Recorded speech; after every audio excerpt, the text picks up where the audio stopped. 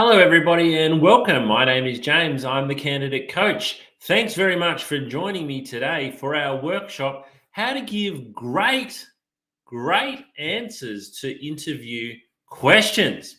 If you joined us in our previous workshop, we talked about how you can prepare well and how you can stand out when you're in the interview room. But we didn't go into how to actually give great answers to interview questions because, as you'll learn throughout the workshop today, there's a fair amount of preparation that's required in understanding how to give a great answer to an interview question.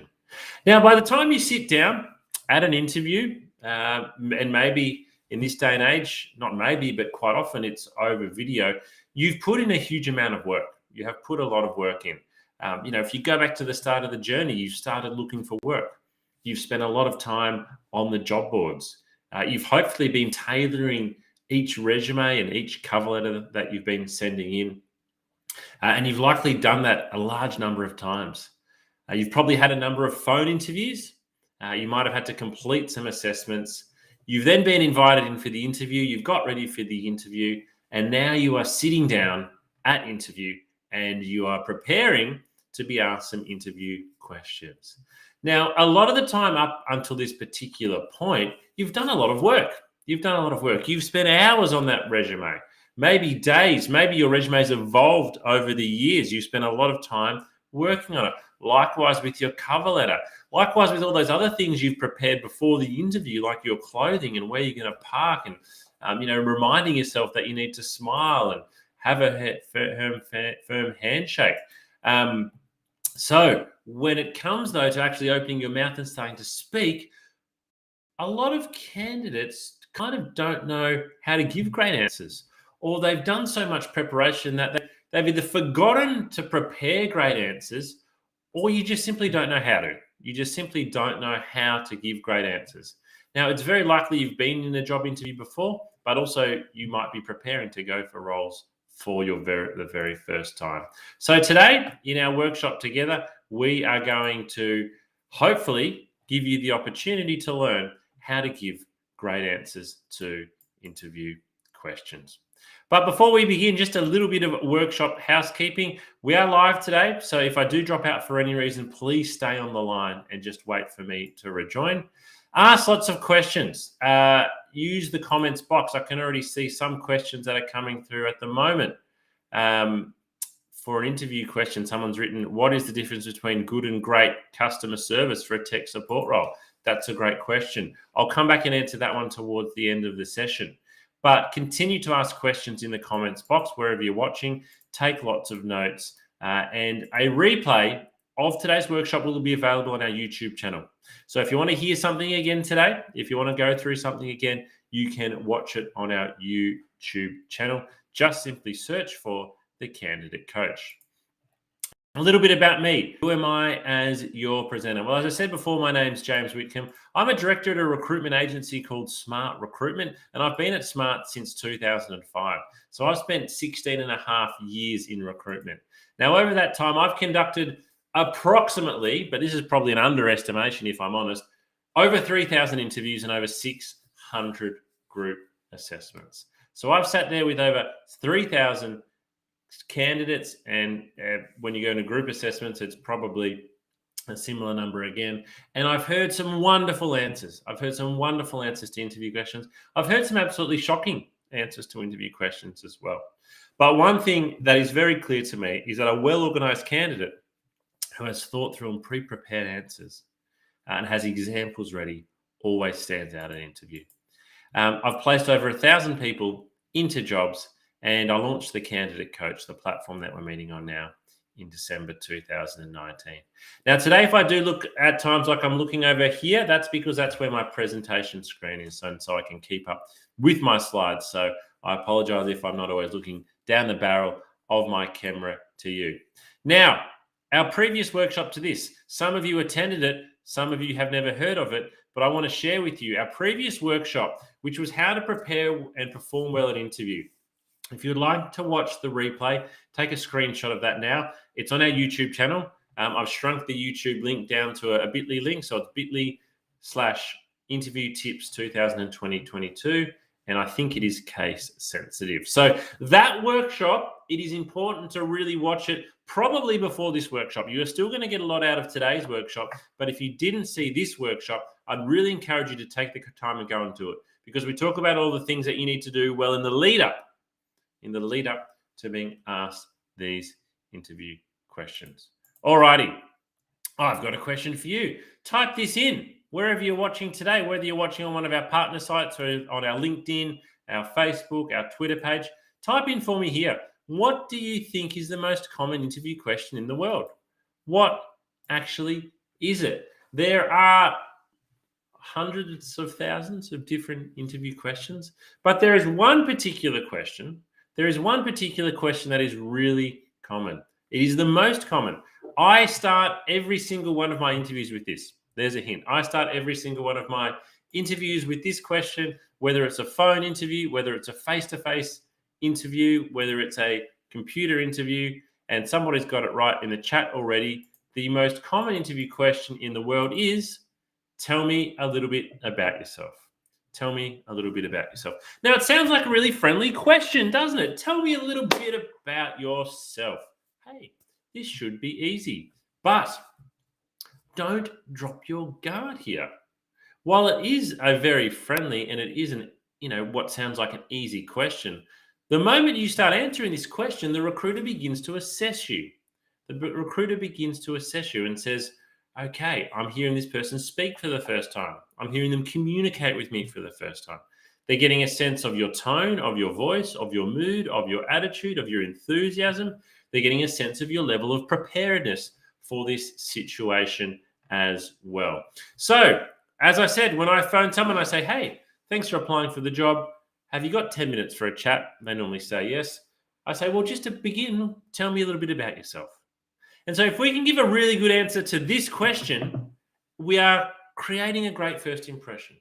And if we create a great first impression, if we're up here, it is much easier to stay up here as the interview progresses. But if our answer to tell me a bit about yourself is pretty average, then we start down here and it's much harder to get back up there. So I want you to do the following for me. I want you to grab a pen and paper. Wherever you are watching this today, grab a pen and paper or get out a notepad on your device or open up another screen, because I want you to write down the following.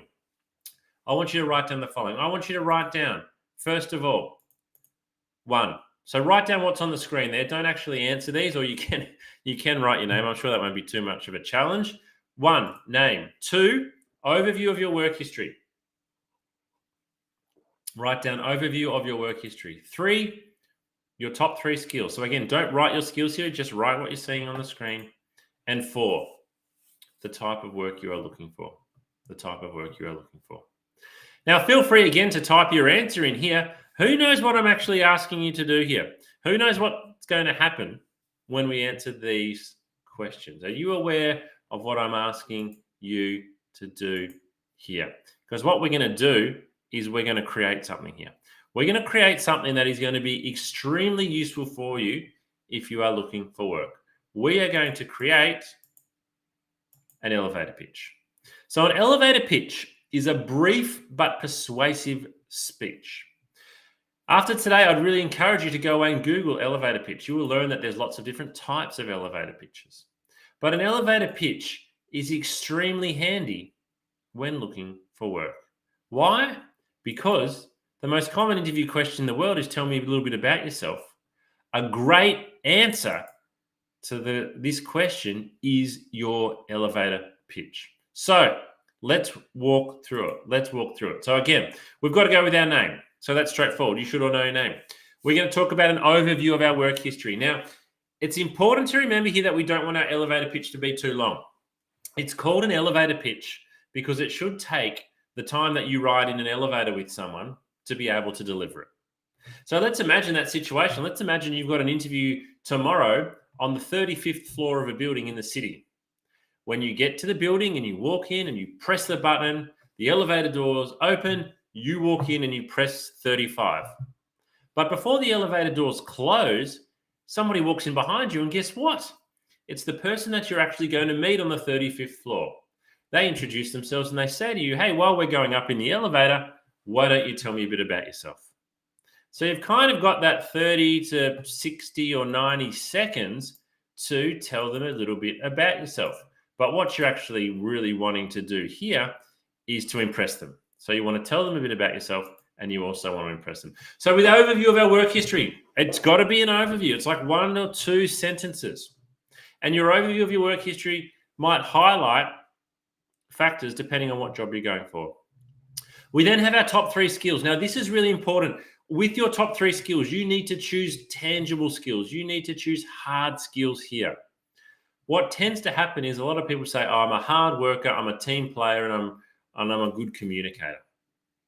Now, that all sounds lovely. That all sounds well and good. And maybe you are those 3 things. But guess what? Anybody can say that. And guess what? I really can't measure them. And guess what? They kind of don't mean a lot. So with your top 3 skills, at least 2 of them, I want to be hard skills. I want them to be technical skills.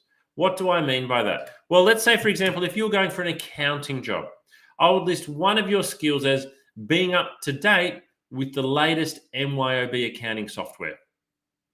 That is a very specific technical skill to your job. If you are going for a sales role, you might say one of my sales skills is I'd never miss a target, and last year I exceeded my target by 20%. So list something that's a skill or an achievement, but put some tangibility around it. One of those things can be a soft skill, like being a good listener, being a good public speaker, but 2 of them need to be hard skills. And what type of work are you looking for? So here we can be quite specific, can't we? We can say, well, at the moment, I'm looking for an assistant accounting role with a Big 4 bank. Be quite specific here. So take a screenshot of that because we're about to move on. And I'm going to show you one that I've prepared earlier. So this would be my elevator pitch. So how would I answer the questions? Hi, my name's James Whitcomb. For 15 years, I've worked in recruitment, beginning as a recruitment consultant before progressing on to management and then on to being a director, my current position. My top skills would include interviewing candidates in a way that uncovers their true motivation, public speaking and presenting, as well as coaching and training candidates to ensure they are giving themselves the best chance of landing a job. I'm currently looking for a new role where I can focus more of my time on training and assisting candidates as opposed to being a recruiter. So that would be my elevator pitch if I was looking for work. Now, hopefully, what you've noticed there is that you feel like you might know quite a lot about me. You know, I went through that in about 45 seconds, but I've told you quite a bit about my background, my skills, and what I'm looking for. Don't be intimidated by this elevator pitch of mine. Don't be intimidated by it. As it says in my elevator pitch, I've been working in recruitment for 15 years, so I should be able to give, and I can give, a good elevator pitch. So my job for you is I want you to go away and create your elevator pitch. I've given you the outline. Go away and create your elevator pitch. I then want you to rewrite it several times until it's perfect. So write down your skills and expand on them. Write down the overview of your work history. And then maybe rewrite it a couple of times so you've got to a point where you're like, this is really good. I'm really, really happy with this. I actually don't think my elevator pitch can get any better than this. And then I want you to print it out. I want you to stick a copy on your fridge at home. I want you to have a copy on the kitchen bench. I want you to have a copy in your handbag. I want you to have saved a copy in your phone. The reason being is if a recruiter calls you and says, hey, I'm calling about the job, tell me a bit about yourself, you're going to go, oh, and you think, that's my elevator pitch. What is it? But if it's just in front of you on the table or it's on the fridge or you can look at it on your phone, it will come back to you. Your brain freeze will hopefully not be too debilitating. And finally, we want to use it. We are creating an elevator pitch here because we want to use it. Now, importantly, you might be going at the moment for 2 different types of jobs. You might be saying, hey, I'm looking for retail work, but I'm also really happy to work in office administration. Now, a bit like your resume and your cover letter, your elevator pitch should be a little bit different. Should be a little bit different for, well, not a little bit different, but quite different for each job. Because if you're going for a customer service role, you want to talk about your skills for customer service, not your administration skills, and vice versa. Alrighty, so let's get stuck into some more content. So how to stand out at interview. There's one rule, and if you're in my workshop yesterday, you would have learnt this. There is one rule. Preparation is key. Preparation is key, particularly when it comes to giving really great answers. You can't give a great answer if you haven't practiced it before, or if you don't know how to create a great answer. And a candidate who answers questions confidently gives the interviewer a great sense that they are a top performer.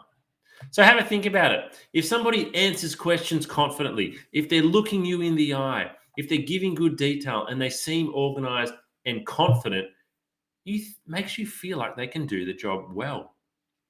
Whereas if someone's not too sure and, they're looking at their fingers, they're mumbling a bit, they're looking around and,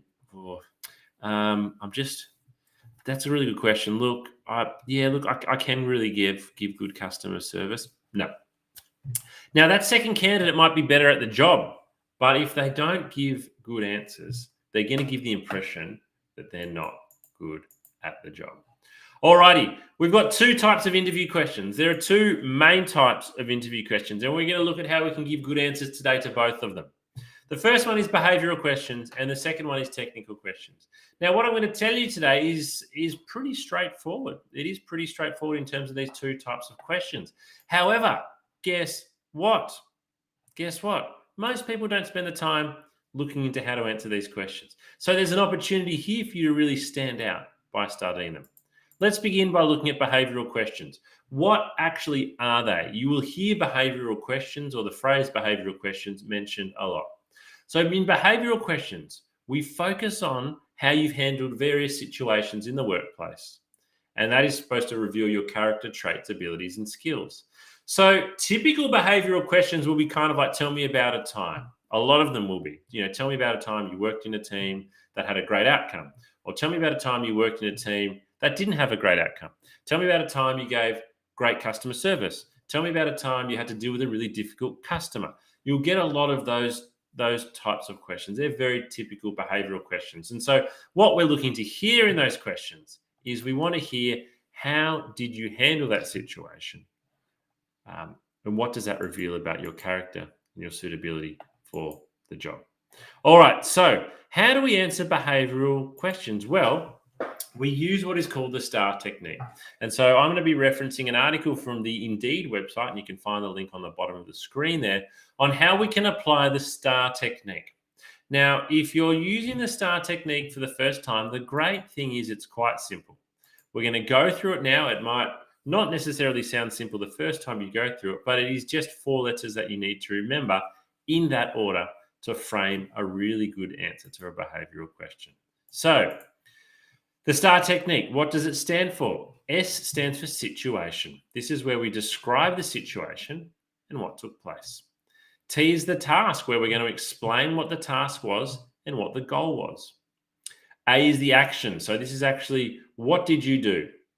What were the steps that you took? And R is the result. So it's going to be the conclusion.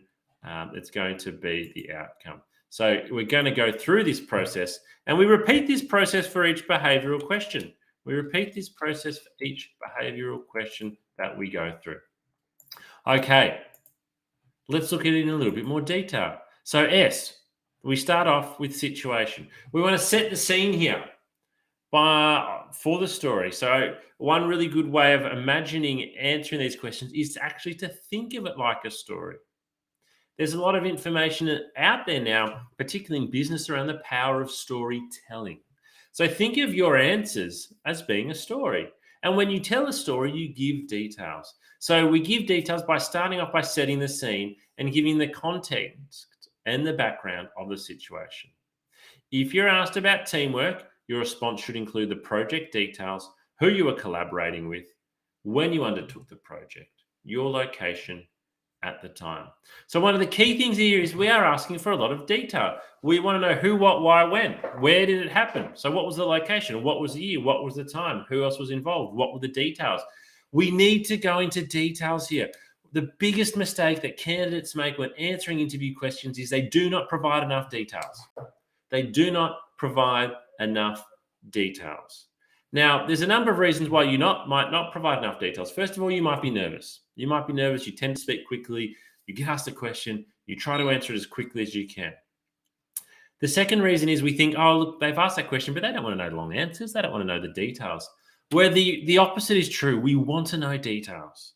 It is in your best interest to give us details to these questions. It helps us to understand the circumstance, and it will hopefully help to show exactly what you've done.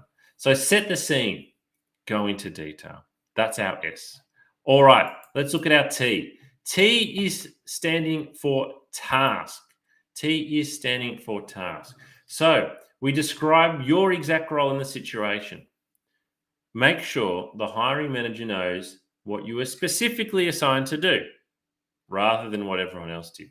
So this is really important again, because a lot of the time a behavioral-based question will ask you about a time you worked in a team.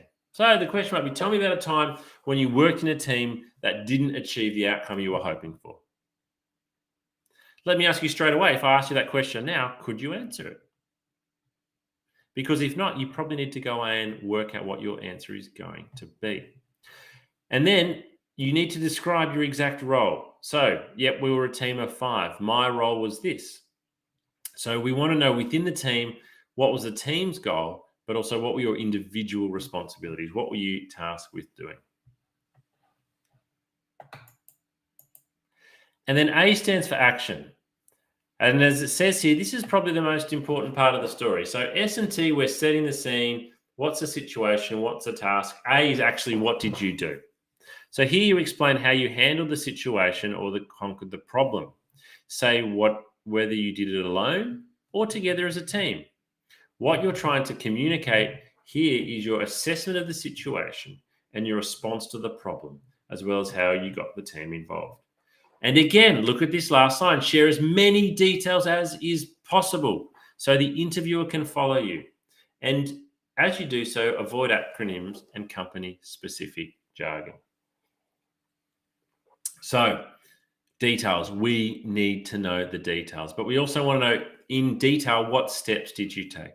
What did you need to do? This is where you need to spend the most amount of time in terms of your answer, talking through what you did.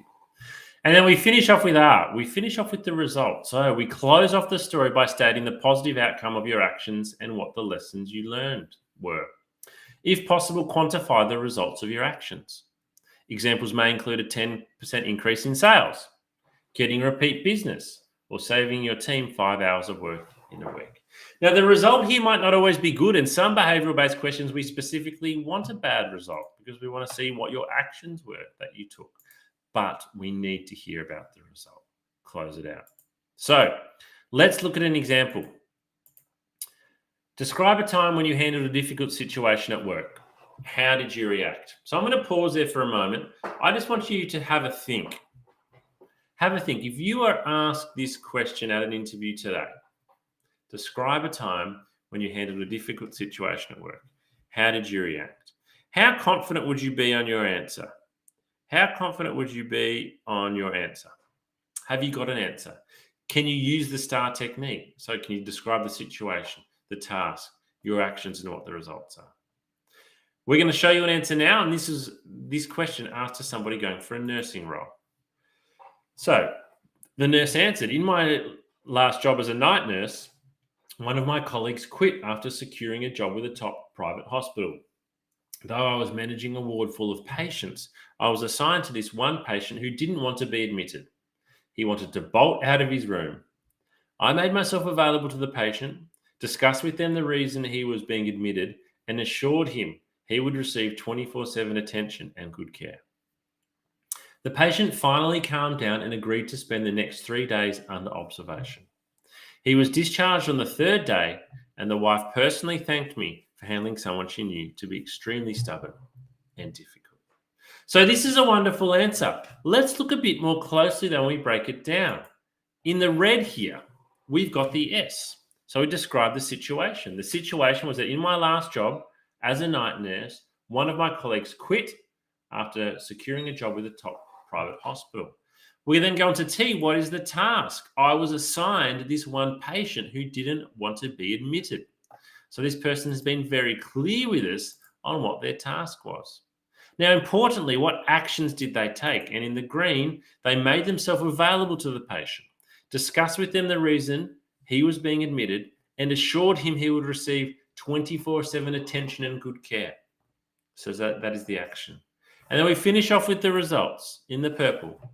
The result is that the patient was discharged on the third day, and his wife personally thanked me for handling someone she knew to be extremely stubborn and difficult. So that's a really good way of applying the STAR technique to behavioral-based interview questions. So what I would really encourage you to do is to go away and to Google behavioral-based interview questions, or to find them on your candidate coaching platform.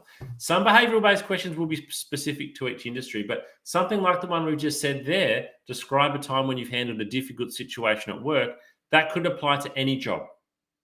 That could apply to any job. So if you have practiced your answer before and you've got your example and your situation in your mind, you are going to be able to tell that story far better the second and third time around.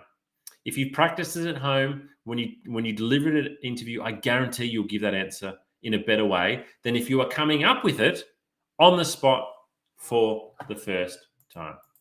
All right, let's look at that second type of question. So we've looked at behavioral-based questions. Let's look at technical interview questions. So what are technical interview questions? Well, they're going to focus on the skill, the qualification, and experience required to do the job. So we're not looking at behaviors here. We're looking at skill. We're looking at qualification. It's going to be very technical, and these questions will be very specific to the job. So somebody's asked a question, do interviewers like being told in story form? The answers so far seem to be like that. Yes. Your answer to behavioral-based question is telling a story. It is telling a story, and that's why I encourage you to go into detail. All right. Back to technical interview questions. So what's an example? Well, an example of a technical interview question could be, tell me about the accounting software packages you are most familiar with. So that would obviously be for an accounting job. That's a technical question. Or if you're going for a sales role, you might be asked, which sales methodology do you find is most effective?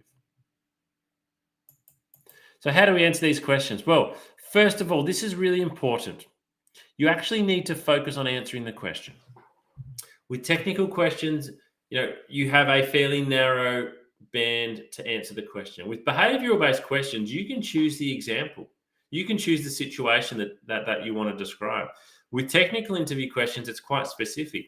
If it's tell me about accounting software that you're proficient in, you've just got to focus on answering that question. Don't waft off here. Number 2, provide details. Hopefully I'm getting this through to you today that you need to go into details. On the whole, candidates in interview do not provide enough details. You need to provide details. You need to go into details, and you can do so by actually applying the STAR technique if you like, or the who, what, where, when, and why. So provide the details using this particular technique. Give even further detail. So I'm actually asking you now to provide more, or ask if it's okay. So ask if it's okay. If you're providing detail, you can simply pause for a moment and say to the interviewer, am I going into too much detail here? Or would you like me to go into further detail? The more detail that you can show, the better. It is great, particularly if the interviewer says, yes, please go on. You are really impressing with the level of detail that you can go into. And then try to relate your answer to the job or company that you are interviewing with. This is a really big one. And I can't really give you examples because it's going to be different for every job. But if you can relate your answer to that job that you're applying for, to that company, then that is going to really help. All right, we're going to change tack for a moment because dealing with nerves and anxiety at interview can be really challenging. So you might have the best answers in the world prepared in practice. But if you are somebody that struggles with nerves, if you are somebody that struggles with anxiety, it can really hurt you. So we're going to share a small video with you now on how you can deal with overcoming nerves and anxiety at job interview.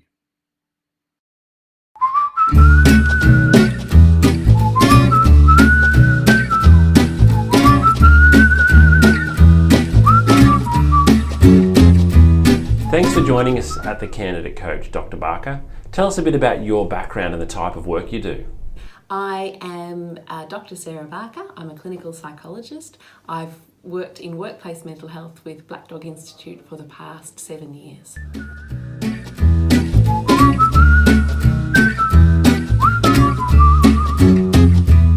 Dr. Barker, why is it common to feel nerves when going for a job interview? We commonly feel nervous, and I would say most people feel nervous when going for a job interview because we feel a lot depends on it and that we're going to be evaluated as well. So nerves are a very, very common response.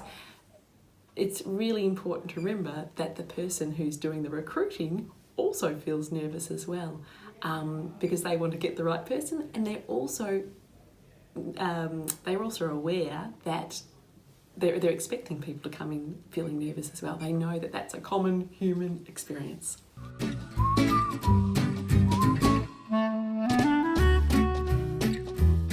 What can we do before the interview to help best prepare so that we're not overcome by feelings of nerves and anxiety?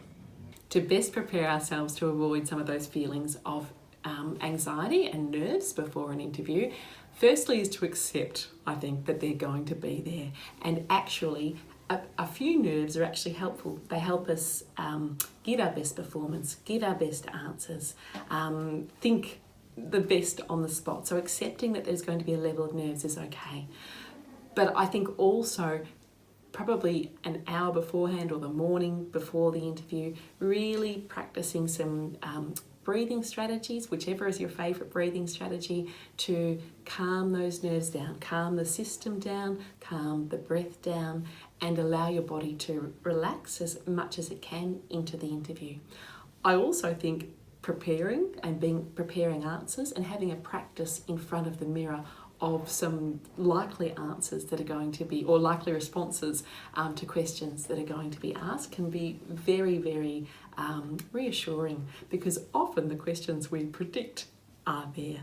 And even on the internet, there are usually lots of questions for any job that are typical questions that you can then prepare a brief response reflecting on your experience beforehand. So it's not such a test in the moment then, because you've got some preparation behind you. The other thing I think too is reminding yourself, I've got this far and this is a good thing. And, you know, they're interested in getting to know me. I'm also interested in getting to know them, and concentrate on the relationship too and enjoy the relationship as much as you can. They're usually going to try and put you at ease so that they can see how you respond as well.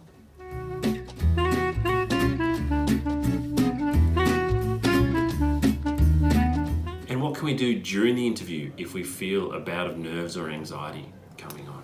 It's very common for us to suddenly feel overwhelmed in the moment in an interview. If that happens, take some deep breaths. It's okay to buy some time. It's okay. And also, when we take deep breaths in an interview, it's only usually us that notice. Okay, so taking some deep breaths can really be helpful.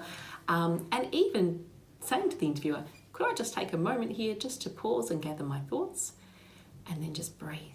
Okay, and then when you're ready, come back and say, I'm ready to continue on. And that's a fine way to manage nerves during an interview.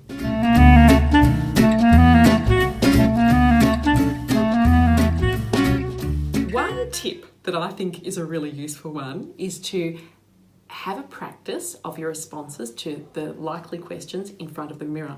Something you might notice is that the questions you're feeling more confident about, you'll smile more, you'll be more relaxed, you'll, strut your stuff a little bit as you respond. You'll notice too, the questions you feel less confident about, you might stop smiling or your face might change. Those questions are the ones you need to practice a little bit more at, and remind yourself of your confidence with that, or prepare your answer so that you do feel more confident, because your face will actually tell you in the mirror, and that can be good preparation for the actual interview of knowing where to focus on in feeling more strong in your responses.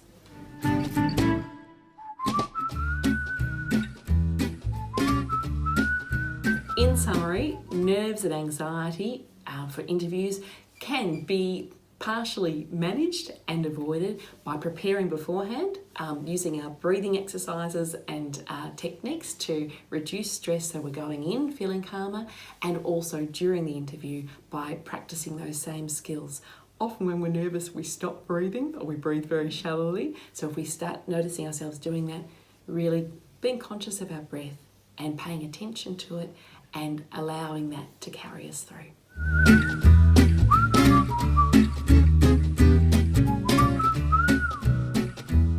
Thanks for watching today, and we hope this has helped you best prepare for your next job interview.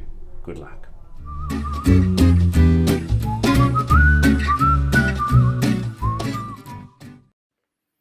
Alrighty, some great tips there on how to prepare to not have your nerves and anxiety overcome. So, what have we learned so far today? Well, hopefully, preparation is key in your mind.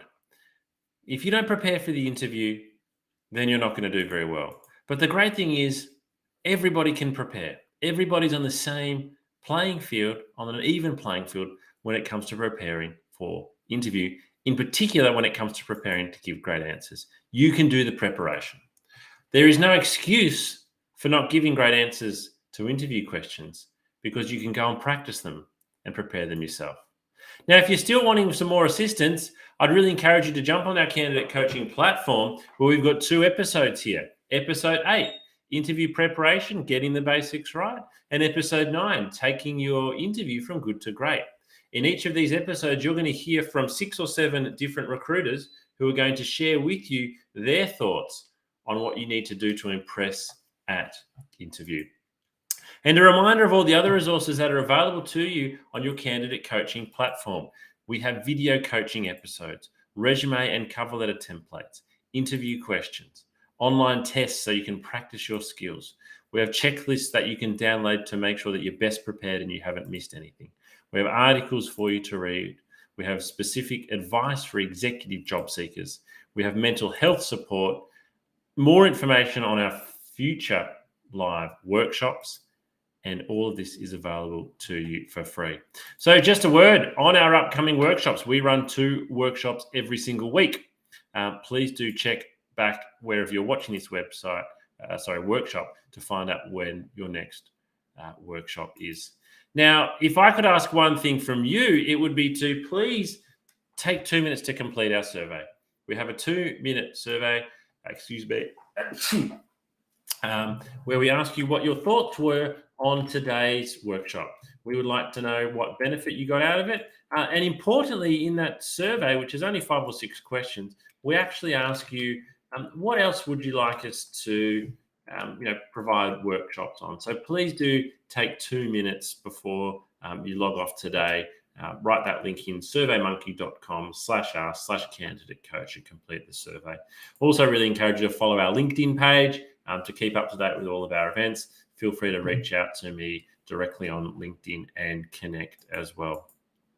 But before we go, we'll finish today with a really important video with Dr. Sarah Barker again. And in this video, she's going to talk about what you can do to look after your mental health when looking for work. Because a lot of people who have no mental health problems at all can actually face mental health challenges when they are looking for work.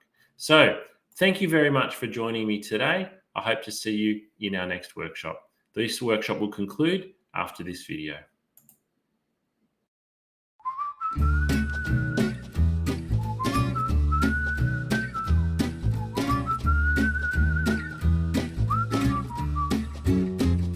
If you're not feeling terrific at the moment and you feel like your mental well-being has taken a little bit of a dip, please remember this is not going to last forever. There's lots you can do to manage your mental health and get back on top of it.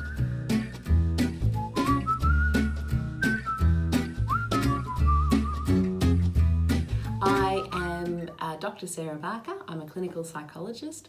I've worked in workplace mental health with Black Dog Institute for the past 7 years.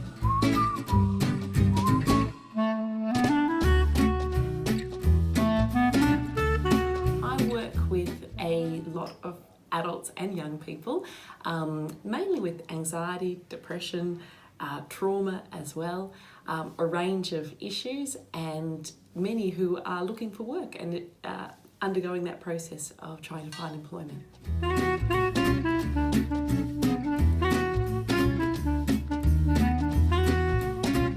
Looking for work causes mental strain because our identity is tied up with our work. Work gives us meaning, it gives us purpose, it gives us company and connection. So it's stressful for lots of reasons looking for work, and it can take a toll on our mental health.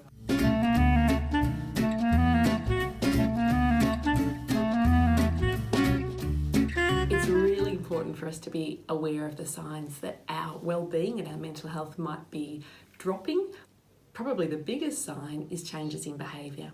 So that might be changes in the way we're thinking or talking to ourselves. We might be saying things like, who would employ me? I'll never get a job. We might be really down on ourselves and really hard and critical on ourselves when normally we're not so hard and critical.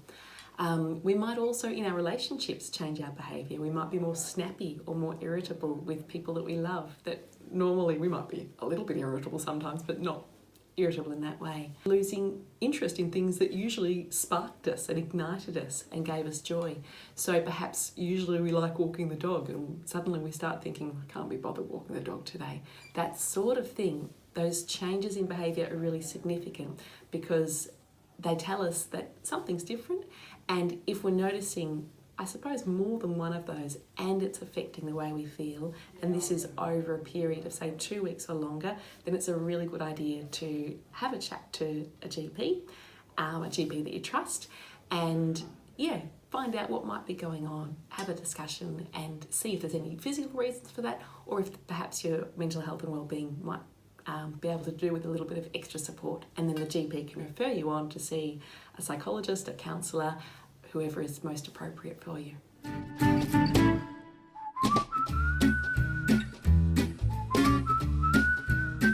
There are so many great things you can do to look after your mental health when you're looking for work, and it's really important that you do. My very top tip would be really talking kindly to yourself and being compassionate with yourself. I think when we're looking for work, we can have a lot more questions like, will I ever get a job? Will I ever be employed? It can feel like this could go on forever. So being kind to ourselves and saying things like, it will work out. There will be a day, my efforts will be rewarded. It will just take time. I'll just need to keep trying. Reminding yourself of your strengths. And that might even be tapping into people you love and asking them what your strengths are, because sometimes it's harder to find them when our mood's a bit low and we're feeling more worried. We can be harder on ourselves. I think that routine is really, really important to our well-being. When we're looking for work, we mightn't have such a regular routine because there mightn't be a 9 to 5 start and finish time for a job. Well, there isn't. So instead, thinking about looking for work as a job in itself can be helpful. Having a start time and a finish time can be really helpful, and some set tasks that you hope to achieve that day. Purpose is really important too. So purpose might come through routine, but it can also come through other things. Meaning's really important, and our work gives us meaning. So when we're looking for work, meaning mightn't feel like it's there as much. Part of what we can do is infuse those tasks with meaning. So I am doing these things today, I'm looking for work, and that is meaningful in itself because there's an end goal to this. It will be something that's good for me and good for the people that I love as well.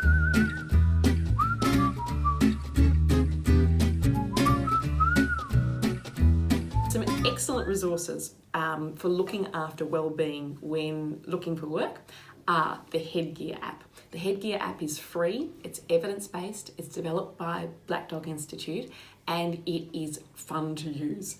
It uses mindfulness, so a technique to really help us relax and reduce physiological arousal, which can often occur when we're feeling anxious.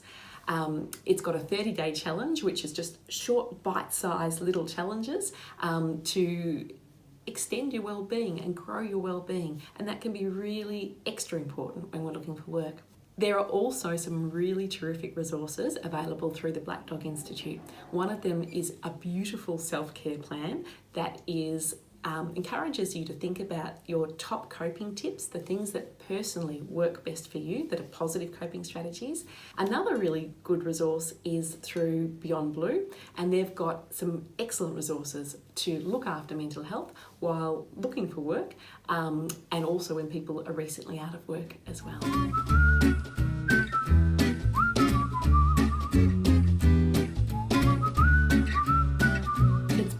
time to seek professional assistance when you notice your mood is lower and you're feeling more down than usual, when you're worrying more and perhaps worrying excessively about things that you wouldn't normally worry about, and perhaps in your relationships too, when you're more tense with people and perhaps more snappy or irritable.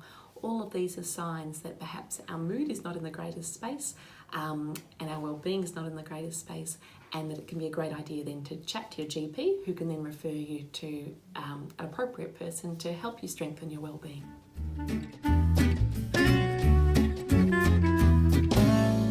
It's very common for people to have a dip, but please know that that's not going to last forever, and that there's lots you can do through looking after yourself, but also through getting access to professional support that can really give you a boost again and get you back feeling good as you're looking for work.